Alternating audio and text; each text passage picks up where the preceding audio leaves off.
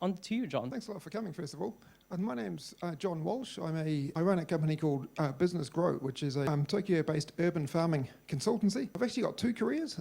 So the first one is basically corporate writing and checking editing, which I was doing for about 10 years, concentrating on doing that from when I first moved there 20 years ago. The last 10 years, I've got into basically teaching people how to grow healthy food from seeds like this, which has been absolutely life-changing. And this is where the sustainability focus comes in. So on Business Grow, I basically kicked it off 12 years ago, and I've built it up from nothing into a multi-million yen business with 2 staff now. And I basically focus on 3 different, first one's teaching and running urban farming programs and workshops at schools and businesses and embassies and hotels and so on. The second part's basically setting up gardens around Tokyo for people that want to grow urban food. And the third part is providing urban farming resources like guides and how-to tip sheets and so on to show people how they can grow food at home in Tokyo, outside Tokyo, anywhere around the world. It's really strange because I found I'm pretty much the only one who's doing this in English in Tokyo besides my 2 co-teachers who I've taken on during the last year. And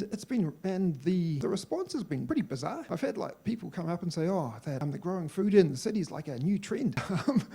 But it's growing food close to where you live, urban farming. It's what people have been doing for millennia. So it's nothing really new at all, but it's a new experience for many people in the large cities like Tokyo. And just to wind back the clock a bit, how I got into this, 13 years ago, 2010, I had no experience and no desire to grow food. I just spent my whole life until then going to the supermarket to buy food. And then 2 earthquakes hit. The first one was in Christchurch in New Zealand, where I came from. 168 people died. 2.5 weeks later, the massive one hit here. Up in Tohoku, 20,000 people died. And that completely changed my life. And I just thought, right, what if a massive earthquake hits Tokyo? And it could, tonight. And what if, the supermarkets got destroyed, roads got blocked, and the trucks carrying the food from the farm to our local supermarket couldn't get through because the roads were blocked? Where would food come from? Considering there's approximately 14 million people living here in Tokyo, many of them have supplies, bottled water, canned food. I thought that most of them would run out within 1 week. You'd have about 14 million people with no food and no water. And I just thought, right, that's pretty terrifying. And I thought, what can I do? So I thought, okay, instead of relying on food coming from farms, why not have it at home? So I thought, okay, that means having a garden. But I don't know how to grow food. So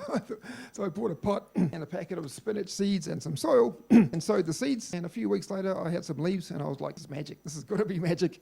So I bought some more pots and finished up with a tiny little herb garden and then rented a community garden. That was the start. And it's all been up from then. In the last 12 years, I've since taught over 2,000 people how to grow food from seeds, including 1,500 school students at 17 schools around Tokyo. I've set up over 100 gardens around the city, including at the Grand Hyatt Tokyo, and organised over 15 donations of fresh food to Second Harvest Japan Food Bank, who basically gives the food away to solo mothers, immigrants, and people that need food more than we do. So it's been a real blast.